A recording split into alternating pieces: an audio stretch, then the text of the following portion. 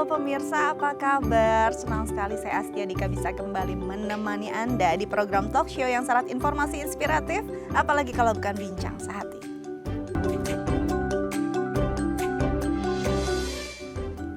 Pemirsa bincang sehati, kalau bicara organ yang satu ini yaitu usus, ini adalah organ yang mungkin paling panjang yang ada di tubuh manusia. Fungsinya begitu banyak pastinya. Dan yang paling kita tahu pastinya untuk penyerapan vitamin, nutrisi yang kita makan selama ini adanya di usus gitu ya. Tapi kadang-kadang kita tahu, kenal, tapi kadang-kadang nggak sayang sama usus kita. Kita makan sebarangan, pola hidup kita berantakan, akhirnya ada deh masalah di sana sampai bisa menyebabkan kanker usus besar. Nah, apa sih tanda-tandanya, alarmnya kalau kita sudah ada kondisi atau masalah kesehatan di usus kita bahkan sudah mengarah pada kanker.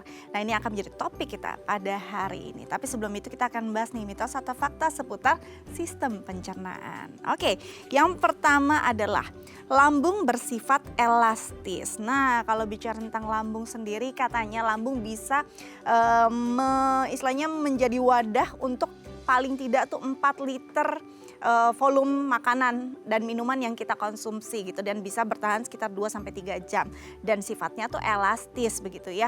Jadi nanti mengembang bisa nanti mengecil lagi gitu. Tapi apakah seelastis itu dan apakah sebenarnya ketika kita membiasakan diri untuk mengonsumsi makanan dalam kapasitas yang maksimal akan ada impactnya pada elastisitas lambung tersebut, itu juga nanti kita akan bahas dan tanyakan bersama dokter kita. Oke, selanjutnya adalah usus buntu tidak ada fungsinya. Usus buntu ini sendiri ukurannya sekitar 5-10 cm kalau tidak salah ya. Dan banyak yang percaya usus buntu tuh nggak ada fungsinya gitu ya.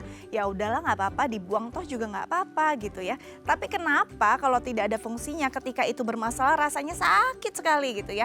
Nah, ini yang menjadi pertanyaan, sebenarnya usus buntu tuh apa sih fungsinya? Krusialkah untuk tubuh kita dan sebenarnya sebaik apa kita harus menjaga kondisi kesehatan dari si usus buntu? Itu nanti kita akan tanyakan nih bersama dokter kita ya. Oke, selanjutnya adalah yogurt bagus untuk sistem pencernaan. Nah, memang kan isinya probiotik ya. Ini memang kita percaya selama ini bahwa yogurt bagus banget nih untuk pencernaan kita. Karena memang ada bakteri baik di dalam sana. Sejauh mana sih yogurt itu berimpact pada pencernaan kita? Berapa banyak yogurt yang bisa dikonsumsi? Apakah semua orang toleran pada yogurt atau memang hanya bisa berdampak baik untuk beberapa orang saja, justru tidak terlalu baik untuk orang tertentu? Itu nanti kita tanyakan nih bersama dokter kita. Oke, selanjutnya adalah kunyit bisa meredakan perut kembung. Nah, siapa yang di rumah nih yang kadang-kadang kalau perutnya nggak enak gitu ya, kembung, terus mungkin neneknya atau mamahnya gitu suka merebuskan kunyit gitu ya. Nih katanya nih baik nih untuk lambung. Habis itu mungkin rada enakan perutnya. Nah, ini sebenarnya apakah memang ada zat yang terkandung dalam kunyit yang bisa membuat lambung kita atau sistemnya membaik ketika ada masalah atau sebenarnya sugas gitu ya. Itu nanti kita juga akan tanyakan nih bersama dokter kita. Oke, selanjutnya adalah biji cabai sebabkan usus buntu. Siapa di sini ngacung yang suka makan pedas levelnya sampai 10-15 gitu ya. Kayaknya memang kurang tantangan hidup. Perlu tantangan lebih berat lagi kayaknya dengan makanan pedas yang ada di mangkuk Anda atau di piring Anda. Nah, biasanya orang-orang yang punya masalah usus buntu punya riwayat suka makan pedas yang berlebihan. Nah, banyak yang merasa bahwa atau menganggap oh itu karena biji cabainya tuh pasti itu bersarang di usus buntunya. Itu yang membuat usus buntunya meradang, lalu ada infeksi, lalu mungkin harus ada penanganan sampai operasi dan diangkat. Nah, itu apakah memang benar si biji cabai bisa bersarang ke sana? Atau apa yang menyebabkan biji cabai itu suka banget ada di usus buntu gitu ya? Benar atau enggak sih? Mitos atau fakta? Nanti kita akan tanyakan bersama dokter kita. Karena itu jangan kemana-mana, tetap bersama kami di Bincang Sehati.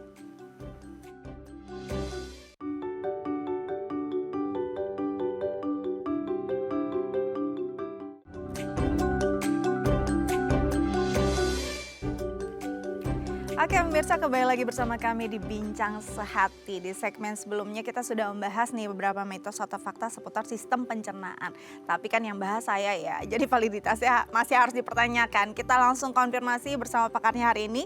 Sudah hadir bersama saya di studio ada Dr. Erawan Wiradisurya SPB, konsultan bedah MKes, spesialis bedah konsultan bedah digestif dan bariatrik dari Rumah Sakit Premier Bintaro. Langsung kita sapa, halo dokter, apa kabar? Baik. Selamat datang lagi di Bincang Selamat Sehati. pagi. Hari ini nih kita bahas tentang sistem pencernaan dulu nih ya dok ya. Mitos atau fakta yang mungkin banyak dipercaya atau dipahami tapi belum tentu benar adanya. Yang pertama adalah, benar nggak sih dok kalau lambung itu bersifat elastis? Elastisitasnya tuh seperti apa? Ya, pada dasarnya semua jaringan lunak yang dibuat oleh Yang Maha Kuasa dalam tubuh kita itu pasti agak elastis ya. Cuman kan elastisnya tidak seperti plastik, tidak seperti itu gitu. Jadi ya memang dia bisa memenuhi nyimpen makanan segala macam itu ya betul sekitar 3 literan, 3-4 liter lah betul. Sekitar 2-3 jam, 4 jam bisa. Apalagi kalau yang kurang gerak, kurang olahraga, kurang jalan, tiduran melulu, ya di situ masih diem dia. Dokter lagi bacain saya atau gimana ini?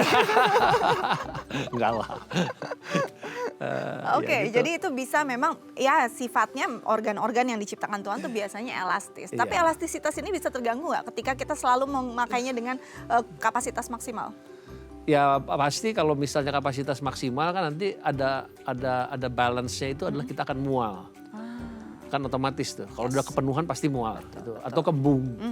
Atau bunyi dari mulut tuh kan gitu. Sendawa ya. Itu aja, sendawa. Oke, jadi memang ya jangan ada kapasitas maksimal tapi jangan digunakan begitu terus ya karena kan ada batasnya lah ya. Oke, selanjutnya adalah mitos atau fakta kalau usus buntu itu nggak ada fungsinya. Orang berpikir ya udahlah kalau emang usus buntu sakit dibuang tuh juga ada fungsinya untuk tubuh saya. Sebenarnya ada fungsinya nggak dok?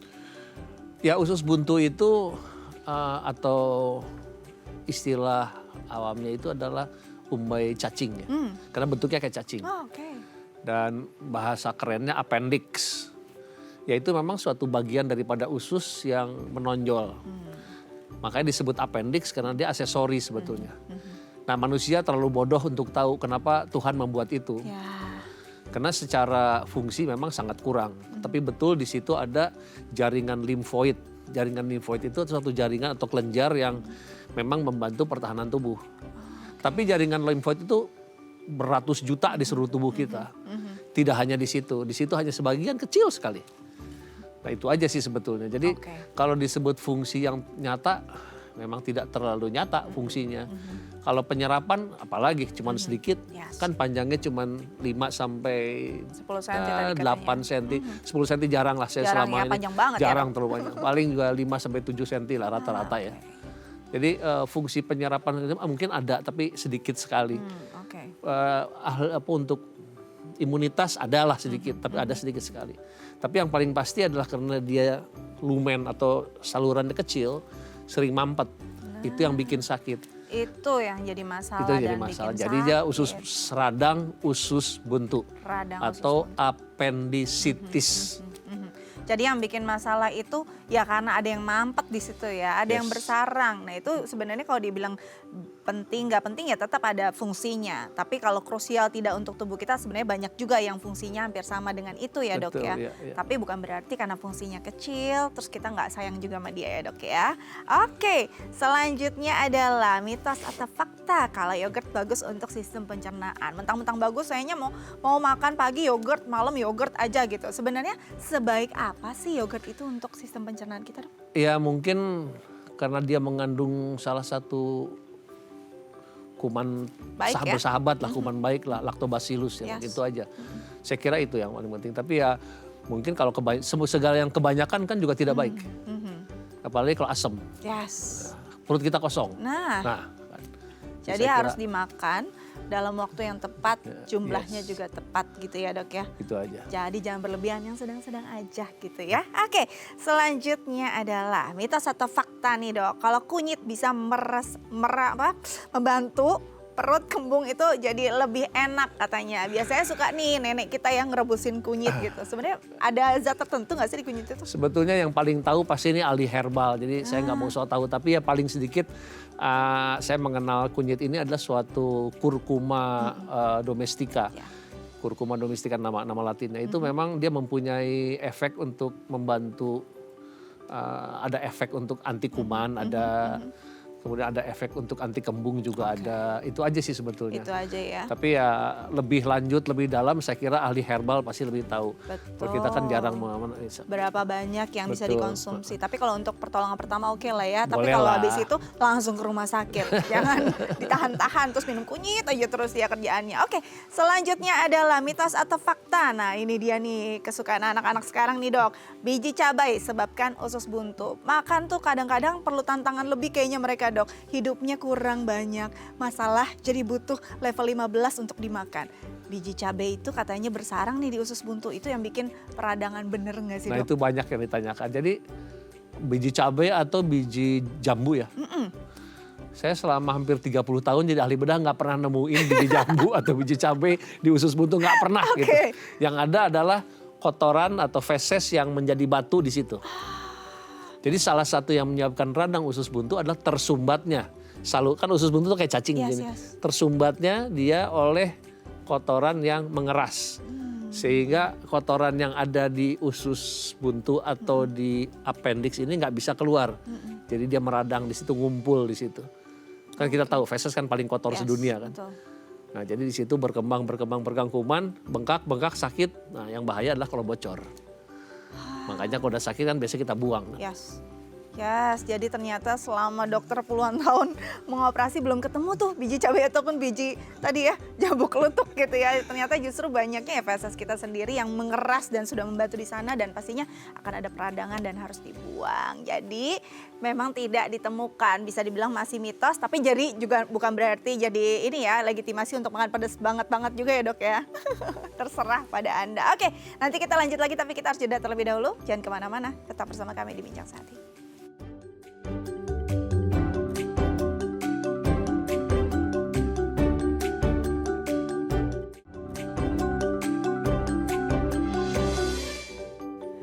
Baik pemirsa, kembali lagi bersama kami di Bincang Sehati. Kita bahas topik utama kita tentang kanker usus besar. Nah bagi pemirsa di rumah yang mungkin punya pertanyaan terkait tema kita hari ini, bisa menelpon kami di 0212903264 atau DM ke Instagram kami di @daifamily. Kita lanjut lagi bersama dengan Dr. Erawan Wiradisuriya SPBK, PD Bedah, MKes, spesialis bedah, konsultan bedah digestif dan bariatrik dari Rumah Sakit Premier Bintaro. Oke, dok, kita bicara tentang kanker usus besar. Ini adalah kondisi di mana pastinya bukan baru gitu ya. Suatu hal yang sudah lama, pola hidup, akhirnya ada masalah di situ.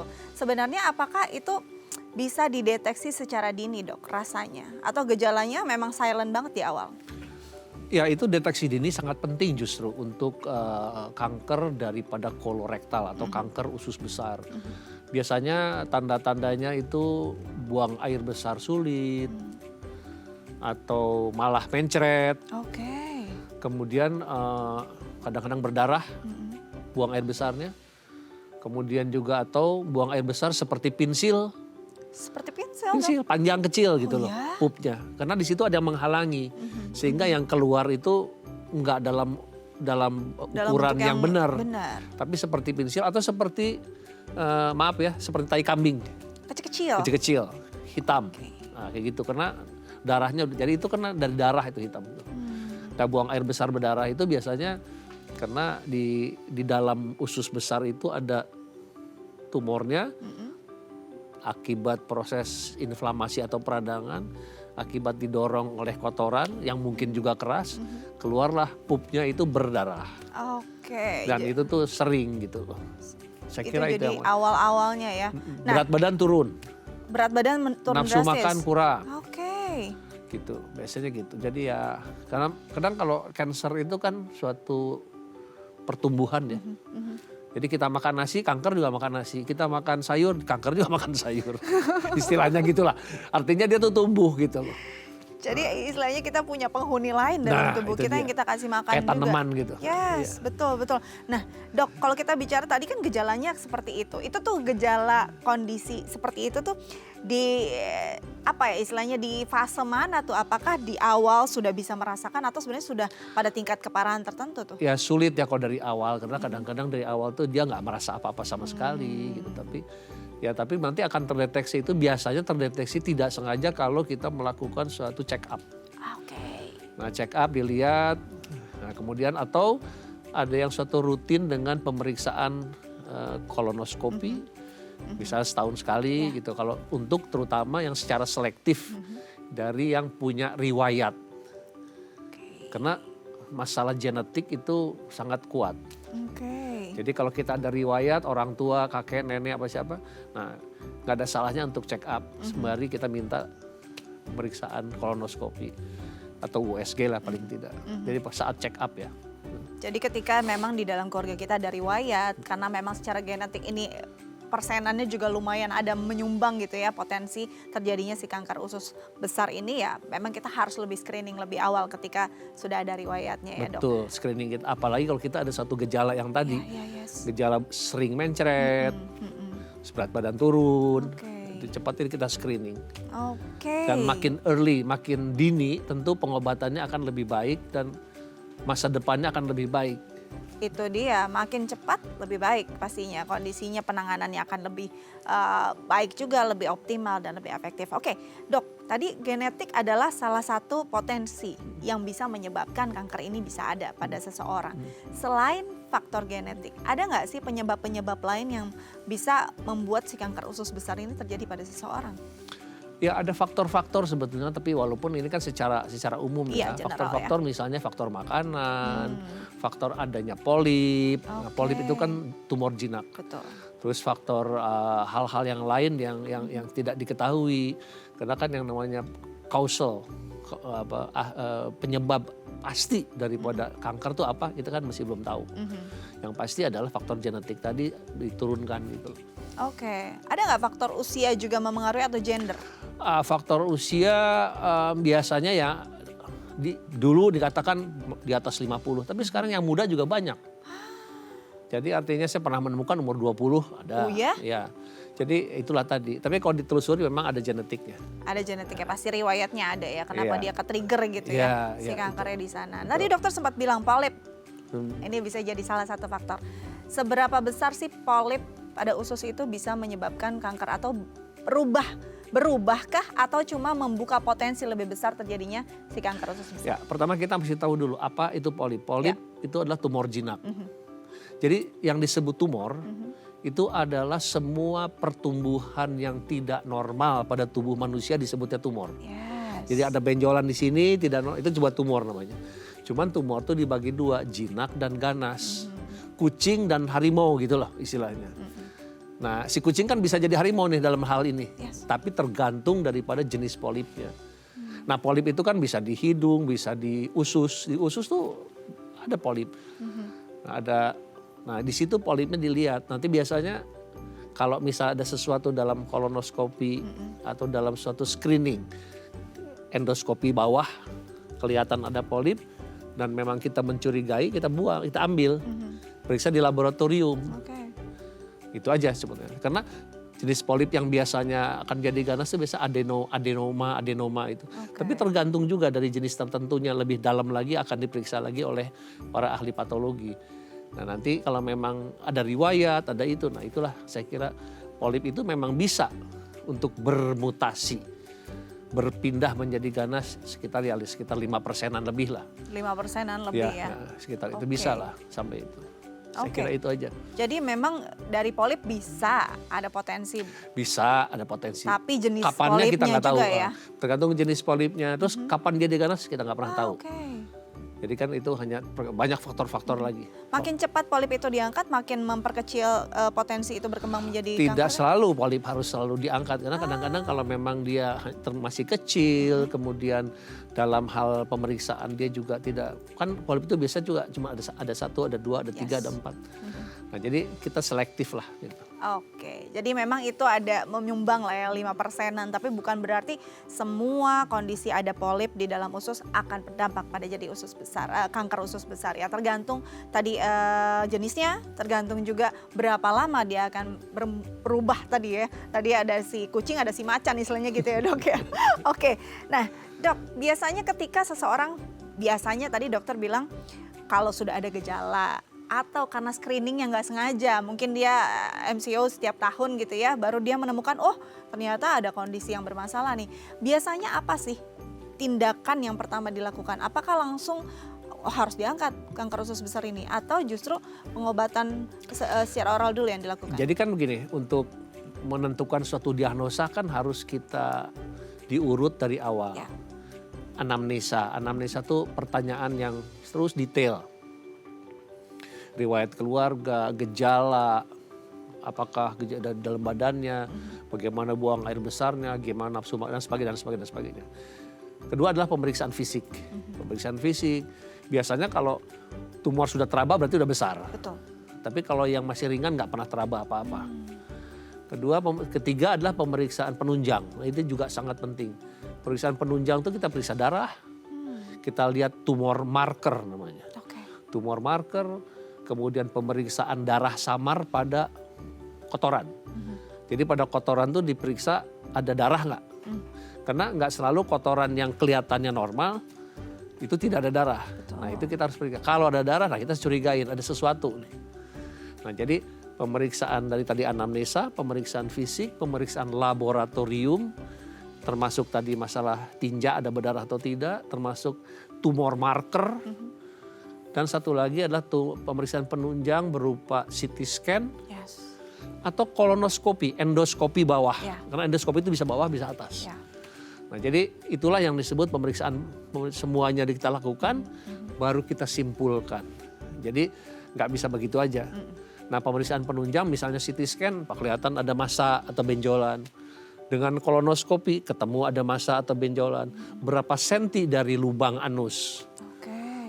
Jadi kan usus kita tuh berbentuk huruf U terbalik.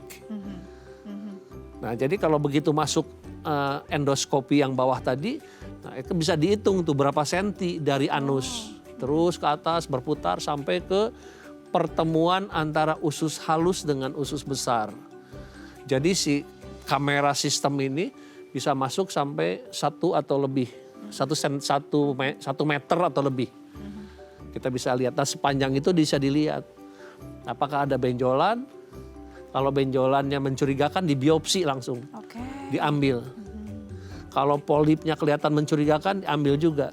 Apalagi polipnya besar panjang atau mencurigakan diambil juga contoh. Tapi kalau misalnya dia berbentuk ini mungkin biasa sekaligus diambil. Atau kalau hanya curiga mungkin diambil, dicubit. Untuk dibiopsi, diperiksa ke bagian patologi anatomi, gitu ya, diperiksa di mikroskop. Apa itu? Dan baru kita simpulkan, oh ada kanker, oh tidak ada kanker. Kalau ada kanker di usus besar, di mana?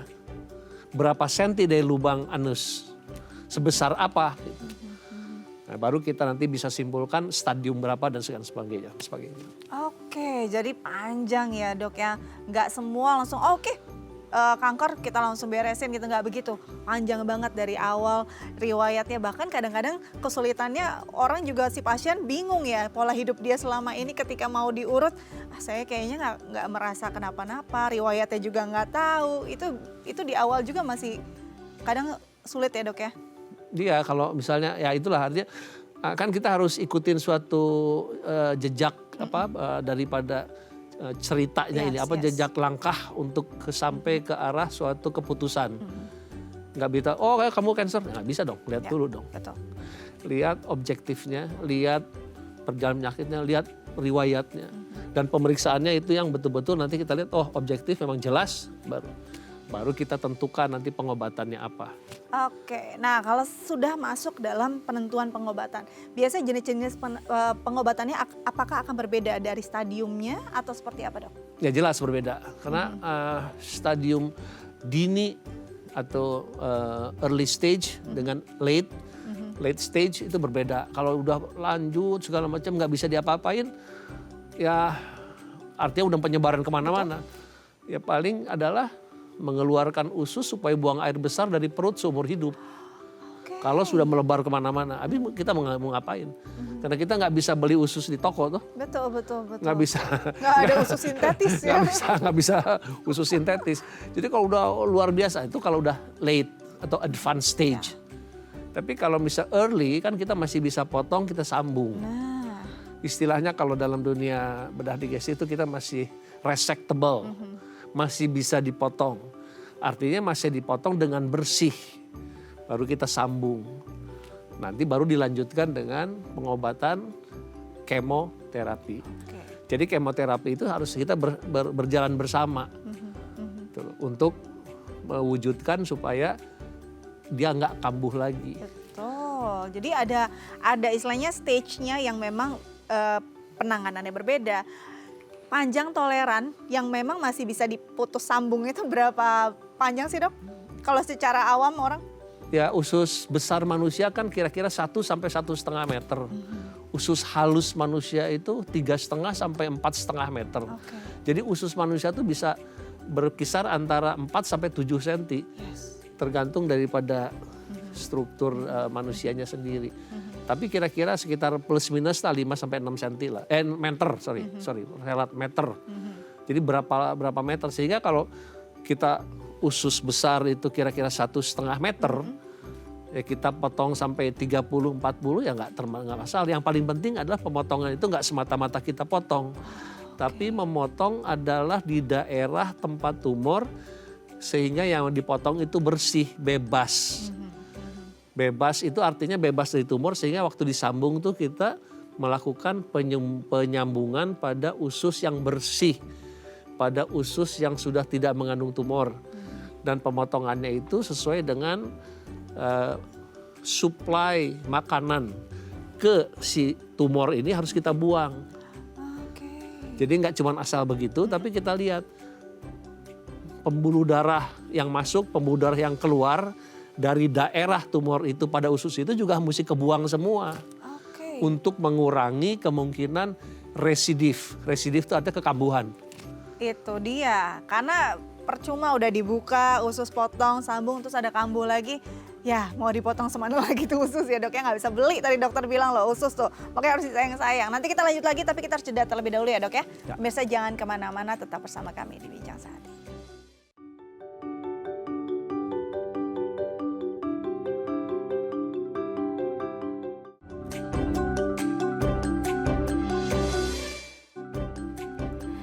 Baik pemirsa, kembali lagi bersama kami di Bincang Sehati. Kita masih membahas topik utama kita tentang kanker usus besar. Dan bagi pemirsa di rumah, kita masih membuka line telepon di 0212903244 atau DM ke Instagram kami di @theifamily. Oke, kita lanjut lagi dengan Dr.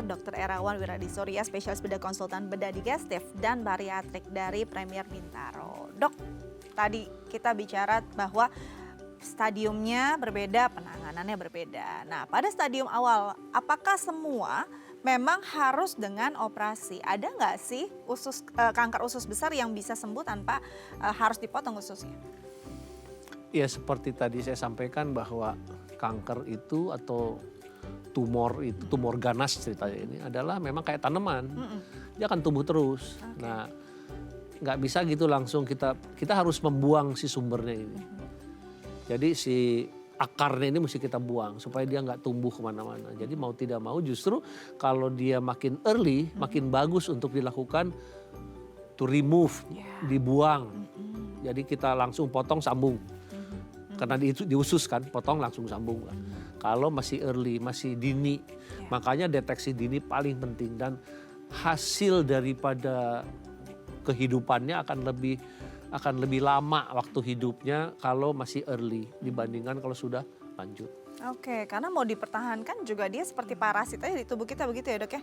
Apalagi memang adanya di dalam organ yang menjadi tempat penyerapan makanan. Ya udah, kita jadi kayak ngasih makan 2 manusia di dalam situ ya, tapi yang satu destroy gitu ya ke kita. Nah, berarti memang harus ujungnya operasi. Tapi sebelum itu, Dok, apakah ada pantangan-pantangan tertentu yang memang harus dilakukan atau dihindari dari pasien yang memang sudah didiagnosa kanker usus besar? Ya pasti kalau udah kanker usus, jelas kanker usus ya tentunya kita harus mempersiapkan kan untuk tadi sudah kita analisa, pemeriksaan, akhirnya kita kesimpulan kita adalah itu memang suatu tumor ganas ya pasti harus dioperasi kan. Betul. Ya tentu pada saat itu mengurangi beban terhadap usus, apalagi kalau kita harus operasi, tentu harus ada persiapannya. Oke. Apa tuh, Dok? Misalnya katakanlah beberapa hari sebelum operasi kita kasih makanan yang cair, tetapi penuh dengan protein, tinggi protein. Nah sehingga nanti waktu kita lakukan tindakan pemotongan usus dan penyambungan itu ususnya kempes, ususnya bersih. Karena kita makan sesuatu makanan yang tidak banyak sisa. Dan kemudian sebelum operasi pun kita biasa kasih pencahar sehingga akan keluar semua. Sehingga ususnya bersih, di dalamnya kempes. Dan waktu kita potong kita sambung akan lebih mudah. Oke. Gitu. Jadi sekarang memang disambungnya itu pakai staples, pakai alat apa istilahnya jegregan gitu ya. Istilahnya apa? Pakai staples lah gitu. Jadi disambung krek gitu. Kalau zaman dulu kan potong jahit satu-satu. Nah, sekarang udah cepat gitu, lebih cepat. lebih cepat, tapi memang untuk mempermudah dan juga pemulihannya lebih cepat ya memang persiapannya juga harus matang. Persis. Dari pasiennya bukan cuma dari pihak rumah sakit dan dokternya saja ya. Betul. Oke, nah Dok, itu tadi pantangan sebelumnya. Setelah melakukan operasi, apakah memang ada kondisi tertentu juga yang harus dihindari? Mungkin ada makanan yang udah nggak bisa dimakan lagi atau gimana? Kalau memang pada operasi-operasi yang memang lancar dan hasilnya baik, ya tentu makanan kembali biasa saja, kembali biasa. Kemudian bisa anytime apa aja makan silakan, nggak ada batasan. Tekstur pun juga aman ya Dok ya, paling di Kalau udah awal-awal ya udah gitu sih biasa aja. Oke, jadi sebenarnya ketika memang sudah dibuang si parasitnya tadi, si kansernya tadi, makanan bisa seperti biasa lagi. Seperti biasa. Paling di awal-awal pasca dari operasi yang baru banget itu aja ya, teksturnya harus dibantu ya Dok ya. Nah Dok, tadi kita bicara tentang usus. Usus ini kan panjang gitu ya Dok, dan ini kan penyerapannya kemana-mana sebenarnya. Karena itu inti dari istilahnya bagian yang memang akan membawa banyak nutrisi ke tubuh kita. Ketika itu terganggu, akan banyak organ lain nggak yang terganggu? Apakah akan ada kanker di organ lain juga karena ada kanker di sana? Gini, pada manusia itu memang udah sifatnya bahwa kalau ada suatu intruder, suatu penjahat istilahnya, kanker ini penjahat lah. Itu biasanya jarang ada dua penjahat dalam satu rumah. Jadi kanker di tempat lain itu jarang kecuali penyebaran. Nah misalnya sekarang ada kanker ini jarang sekali ada ini sambung dengan payudara gitu, jarang. Jadi memang udah demikian, walaupun pernah ada beberapa kasus, tapi biasanya udah tahu diri gitu. Mungkin ada kode etik antar tumor. Iya, kode etik antar tumor, ya bagus. Gue udah di sini, lu nggak boleh gitu kan biasanya. Tar dulu, jadwalnya lain. Biasanya gitu. Jadi kecuali penyebaran. Jadi memang kanker usus ini pada advanced stage, dia akan istilahnya merambah atau metastasis atau penyebaran ke paru-paru, ke liver, dan ke kelenjar getah bening. Kelenjar getah bening itu ada kelenjar limfoid. Kelenjar limfoid itu adalah kelenjar untuk daya tahan tubuh, imunitas. Jadi dia bisa nyebar ke paling cepat tuh ke sebelahnya. Sebelah itu artinya di usus, di sini tuh ada jaringan-jaringan kelenjar limfoid tadi nyebar ke situ. Lebih jauh melalui pembuluh darah atau melalui pembuluh limfe tadi bisa ke paru-paru, bisa ke liver. Nah, itu yang pentingnya. Nah, jadi itulah kalau sudah advanced stage. Tapi kalau misalnya masih itu lebih mudah. Jadi kita early detection atau pengenalan dini itu akan jauh lebih bermanfaat. Mempermudah kita kerja buat pasien bermanfaat, umurnya lebih panjang. Oke, umur lebih panjang, penyebaran juga makin minim ya, kemungkinannya itu juga yang memang harus diperhitungkan. Kalau bisa memang kita kalau sudah dari riwayat screeningnya juga harus rutin begitu ya Dok ya. Sebelum kita lanjut ada pertanyaan dari teman kita atau dari pemirsa lewat Instagram nih. Aku bacakan ya Dok ya. Dari @Hendra. Pertanyaannya, selamat pagi dokter, saya ingin bertanya, apa pasien kanker usus yang melakukan kolostomi dapat BAB dengan normal kembali? Lalu apakah kolostomi dapat memengaruhi bentuk fesesnya? Terima kasih dokter. Ya. Gimana Dok? Oke, Pak Hendra, selamat pagi. Jadi yang kolostomi itu dimaksud adalah dengan stoma atau buang air besar di perut dengan Yang tadi kantong. dibuat kantong ya dok. Nah, itu juga ada macam-macam, ada yang di sebelah kiri atau sebelah kanan. Biasanya kalau yang sebelah kanan itu adalah sifatnya sementara biasanya. Dan sebelah kiri bisa sementara, bisa permanen. Nah tentu yang tadi ditanyakan teksturnya adalah berbeda karena di kanan itu adalah usus halus sehingga teksturnya pasti jauh lebih encer. Sedangkan kalau yang di sebelah kiri teksturnya karena sudah dalam usus besar pasti buang air besarnya akan lebih padat. Nah itu yang berbedanya di situ. Saya kira itu ya pertanyaannya. Yes, betul. Dan apakah nantinya kalau tadi kan memang di sebelah kiri katanya di sebelah kanan itu sementara. Ya. Dan berarti itu apakah pertanyaan dari Pak Hendra, apakah nanti ke depannya dia bisa secara normal kembali dok? Ya, kalau sifatnya sementara biasanya dokter ahli bedahnya akan menyatakan, Pak ini karena sambungannya di bawah itu maksudnya di dekat anus. Oke. Itu bahaya bocor, jadi sementara dialihkan ke sebelah kanan, jadi usus halus dikeluarkan. Oke. Tujuannya supaya tidak mengganggu sambungan di bawah sebelah kiri. Kan anus itu ada di sebelah kiri. Iya, betul. Ke atas ususnya tuh di sebelah kiri atas. Usus besar sebelah kiri. Sehingga kita keluarkan di sebelah kanan tujuannya supaya kotoran tidak melalui sambungan. Nah itu sifat sementara sesudah 12 minggu atau 10 minggu bisa. Ada yang 8 sampai 12 minggu kita bisa tutup kembali, sambung kembali. Sehingga buang air besar insya Allah bisa akan kembali normal. Itu yang diharapkan ya. Kalau memang pemulihan cepat itu bisa kembali normal begitu Pak Hendra ya kira-kira ya. Semoga sih kita nggak menjalani fase tersebut ada kolostomi. Nah ini menarik ketika seseorang sudah di kolostomi gitu dok. Ini apakah kan kita ada panggilan alam tuh setiap hari kan pasti 1 atau 2 kali ya, itu normalnya. Ketika diberi kantong seperti itu, apakah hukum alam seperti itu pada tubuh kita masih bekerja? Atau sebenarnya nggak tahu kapanpun dia bisa keluar fasesnya? Ya, karena sekali lagi kolostomi itu dari kolon tuh usus besar, itu biasanya di kiri ya, harusnya di kiri. Kalau di sebelah kanan itu karena dari situ ada usus halus kita sebut ileum, namanya ileostomi. Nah itu kita nggak bisa mengatur kapan harus dia berhenti atau kapan, tunggu dong, ini gue tunggu dong, jangan dulu pup dong, gue tahan. Kalau kita di yang normal, kita kan ada satu klep, sphincter namanya, ada satu klep, kita bisa nahan pup tuh. Tapi kalau di sini nggak ada klepnya, jadi kapan aja dia mau keluar. Oleh karena itu pakai kantong. Nah kantong ini akan diajarkan, diedukasi kepada pasien maupun keluarganya bagaimana cara memelihara kantong ini, bagaimana cara memasangnya. Karena itu kan butuh waktu cukup lama ya. Yang sementara aja 3 bulan, yang di sini apalagi kalau yang sampai seumur hidup. Tentu yang bersangkutan harus tahu cara merawat, mengganti, membersihkan. Itu yang paling penting. Itu yang paling penting. Jadi kalau misalnya bisa pupnya udah penuh, dia akan merasa penuh nih. Dia bisa jalan-jalan. Berat gitu ya dok ya? Enggak, dia bisa jalan-jalan misalnya di mall. Jalan-jalan di mall misalnya. Aduh udah penuh nih, berat nih. Nah, dia tinggal ke WC, ke toilet. Dia buka sendiri, klek. Ini kan ada kuncinya. Kantong ini ada kuncinya, ada klep yang nyambung ke perut.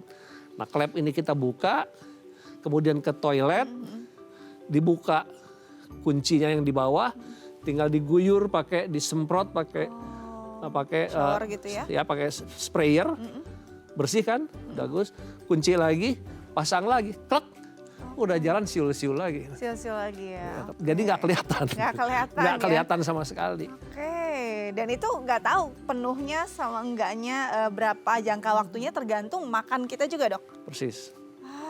Akhirnya keluar persisnya. Persis. Oke, jadi tergantung kita makannya juga. Perlu dijaga nggak sih dok? Biar nggak, wah kalau lagi kondisi kayak gini nih, better makannya dijaga nih biar nggak sering keluar atau gimana? Atau nggak natural saja? Natural aja deh. Toh ini juga kan tidak mengganggu. Artinya untuk mengeluarkan ya oke. Tapi kalau misalnya terlalu banyak keluar juga paling nggak nyaman ya. Iya. Tapi itu tadi saya bilang, makanya kalau udah penuh, lagi jalan-jalan di satu tempat, ya cari toilet umum, gitu kan. Tinggal seperti saya sebutkan. Jadi kita bisa, tapi dia harus tahu bagaimana cara mengurusnya. Itu yang paling penting. Karena bisa ada masalah juga kalau misalkan dia nggak bisa ngurus dengan baik ya. Terlihat reaktif, tolong bantu. Nggak mungkin. Repot juga ya. Itu dia yang jadi perkiraan, karena nggak ada kode etik juga. Kalau tadi tumor punya kode etik, sesama tumor, kalau kolostomi nggak kayaknya ya dok ya, feses nggak punya kode etik. Oke, nanti kita lanjut lagi, tapi kita harus break dulu ya dok ya. Pemirsa jangan kemana-mana, tetap bersama kami di Bincang Sehati.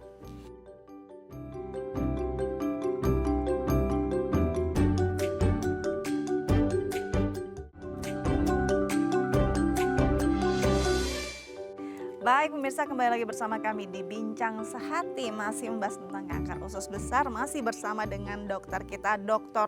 Erawan Wiredi Surya, spesialis bedah konsultan bedah digestif dan bariatrik dari Premier Bintaro. Oke, dok, kalau sudah memang dipotong ususnya, sudah di kemo juga kan, masih ada kemungkinan tidak kekambuhan setelah itu? Masih dong. Jadi kekambuhan itu pasti, bukan pasti ya, memang juga tergantung daripada jenis kansernya. Makin ganas kansernya itu angka kekambuhannya makin tinggi. Kemudian juga tergantung daripada daya tahan tubuh, tergantung dari imunitas ya maksud saya, tergantung daripada Pola hidup berpengaruh. pola hidup segala macam ya. Dan saya kira itu yang paling penting. Dan juga kemoterapi yang tuntas atau tidak gitu. Saya kira itu banyak faktor-faktornya. Faktornya macam-macam ya dok Macam-macam. ya. Bukan cuma masalah kadang-kadang kok kambuh lagi, wah nggak bener nih kemarin operasinya, bukan itu. Tergantung dari pola hidupnya juga, lalu imunitasnya juga ya dok ya. Tergantung daripada stadiumnya tadi. Kalau memang dia sudah menjalar, artinya sudah menjalar katakan ke paru-paru atau ke liver, yang paling banyak liver. Kita sudah memang dipotong disambung itu. Tidak berarti bahwa kadang-kadang kita harus terpaksa memotong menyambung, tetapi tumor sudah ada di sini. Kan nggak mungkin kita, apalagi kalau sudah kemana-mana. Artinya nyambung potong itu adalah suatu paliatif. Paliatif itu adalah untuk kualitas hidup. Ya, betul. Dia bisa buang air besar dari anus, nggak usah dikeluarin. Tapi dia masih punya tumor yang metastasis atau penyebaran.